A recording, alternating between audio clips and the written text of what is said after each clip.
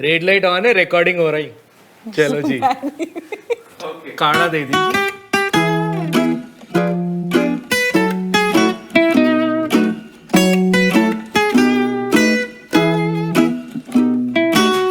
I grew up in Lucknow. I know it's odd to say this, but I think as a child, I had the most incredible childhood because we grew up in a large colonial house. We always had people over.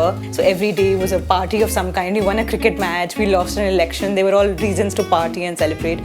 I think one of the reasons I'm a wedding party in that sort of business is because I love having people over, and that's how I grew up. I was born somewhere in coastal Andhra, but I grew up in Hyderabad. As the youngest, I will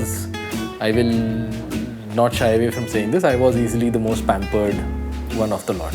I went to engineering college, basically even gave the IIT, JEE back in the day, did all that coaching, all that jazz, and went to the IIMs. And then after that also, as conventional as it gets, I went to an FMCG marketing, sales and marketing role with a toothpaste brand. Photography, everything else was the completely spontaneous, never planned for, but would not have been possible if I did not have the earlier, 20 odd years of doing the conventional.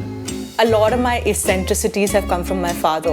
In the heat of me, he'd make all the kids run out and water his orocaria, and there was like this little thing that was built around it to make sure that it was covered and taken care of. My obsession with doing up spaces comes from my mother, who would keep changing around the house. We used to have plants inside the house way before it was a fashion to do it. Growing up, I was very closely connected with art and textiles and handicraft, so it was quite a cool family to grow up in. Okay, pick your swipe, the credit card game. There can only be one answer. Okay. Let's see. Swipe your card for a tour of the Abbey Library in Switzerland. Abbey Library. I don't want to know the other option. Or the Kennedy Space Center in the USA. I would pick the Kennedy Space Center. It'll be, I miss going to planetariums as a kid.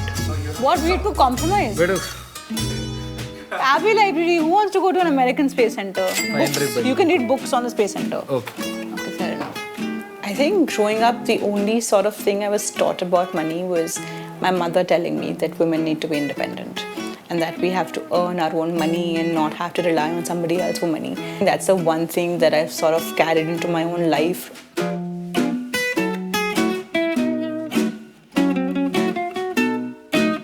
Generally down south, like getting into the IITs is seen as like the holy grail of anybody wanting to get in engineering, right? There are entrance exams for coaching institutes. Does that make sense? So there's an entrance exam for the coaching institute which prepares you for the entrance exam. And if you top those entrance exams, they give you a money reward.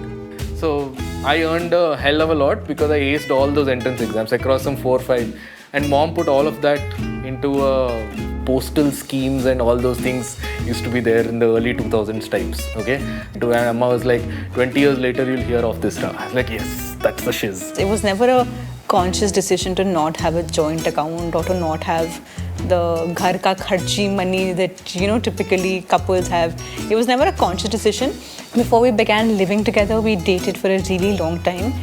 We lived away from our own parents. I've lived on my own and ran a house on my own for almost 10 years before we sort of lived together. So it was a very natural progression into marriage. The way we spent before we got married, we continue to spend even now. Independent of each other and still very acutely aware of what the other spending as well.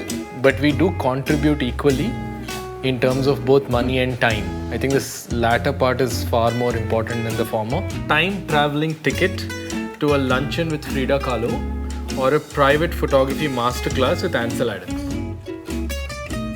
Are you settling or not? There's Frida Kahlo on the other side. But see, if you go with Ansel Adams, you'll get to go to the amazing landscapes. It's like a 2-in-1 deal. Mad. Frida Kahlo, you'll sit in one room while we go to her house like we went to. While she's crying about like. Why would she cry? She never cried. No. And she cooks well. Mexican food you hate. Devika wins Frida Kahlo because it would also mean that we go to Mexico. So I was just going to settle. Every time we closed a project, I would donate a certain percentage of it, and a certain percentage would go into like a savings.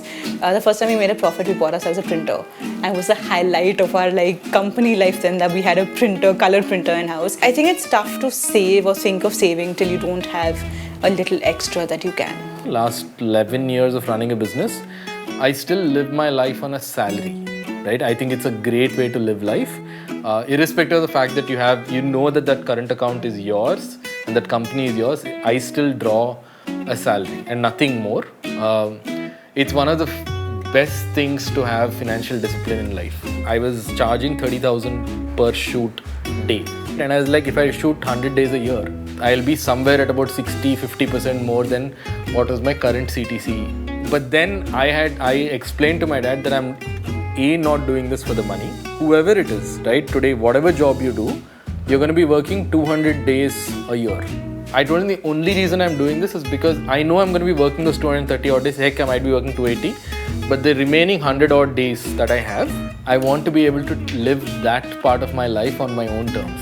As a creative business, make sure that you've made a list of what you want and what your expenses are going to be, and that you make it a point to close payments. So often we think it's embarrassing to ask for money. Make sure you get the money you owe, make sure you're resolving and closing projects. I think that's extremely important. Don't get into this for the money is my number one suggestion, because it's very easy to be disappointed, dissatisfied by a wedding photography career if you get into this for the money.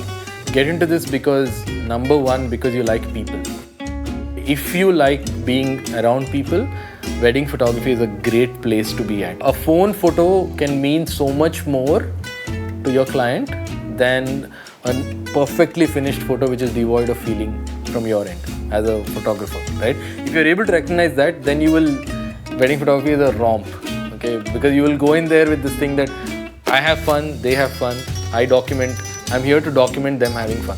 Traveling to the 8 wonders in 8 weeks, or a 2-month lazy vacation at the Caribbean. Lazy vacation in Caribbean for both of us. 8 months in 8 weeks. Yeah, definitely a lazy vacation in the Caribbean. Yeah, for sure. That's too hectic. Yeah, it's too hectic. I think as a financial goal for my business, I want the people who work with us to have the same kind of lives that founders do and co-founders do, and to be able to achieve their ambitions and their goals. And I think as a mentor, that's from financial perspective, I think that's the best that we can do for them. I disagree with the fact that there is saturation in the market. I think the Indian wedding industry is highly untapped. When I started, I did not even know that Indian weddings can look this way. In my mind, an Indian wedding was still the Kalyana Mandapam convention center. In 8 months of starting wedding photography, I was in Bali at a resort. Okay, I saw Shankar Mahadevan performing live 3 months into my wedding career. I was like, this is bizarre. I did not know that weddings can look like this. And I think that in general, we tend to limit our view of the world according to the life experiences we've had.